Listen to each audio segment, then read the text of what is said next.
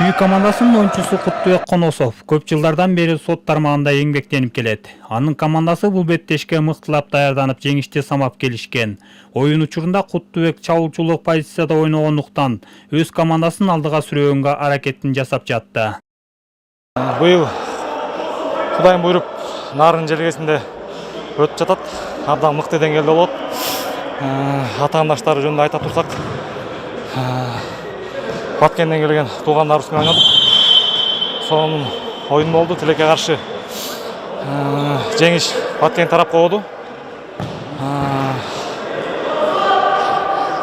Буюрса даярдык жакшы. Буюрса группадан чыгып алдыңкы орундарга жетебиз деп тилектешпиз. Жогорку соттун төрагасынын күбөгүнө арналган кичи футбол боюнча эстафеталык турнир жылына бир жолу өткөрүлөт. Быйыл бул республикалык мелдешти өткөрүү милдетин Нарын облустук соту алган. Алардын уюштуруусу менен оюндар Нарын шаарында өтүп, 11 команда 2 тайпага бөлүнүп беттеш өткөрүштү. Турнирдагы өзгөчөлүгү бул баягы Кыргыз Республикасынын сот тутумунун 100 жылдыгына арналган турнир болуп атат.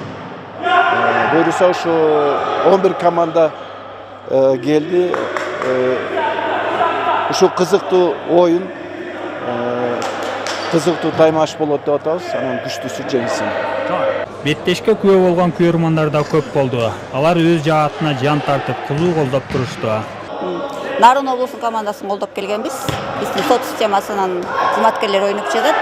Шок буюрса кызыктуу оюн болот деп ойлойм. Анан жеңиш каалайм Нарын облусуна. Беттештин жыйынтыгында 3-орун үчүн Кармашта Ош облусунун командасы Ысык көлдүн оюнчуларын 4-2 эсебинде утуп алышты. Ал эми финалдык беттеште Баткен командасы менен жогорку соттун аппаратынын кызматкерлери кес келди. Натыйжада баткендиктер эч мүмкүнчүлүк бербей, 7-1 эсебинде жеңишти ийилип кетишти.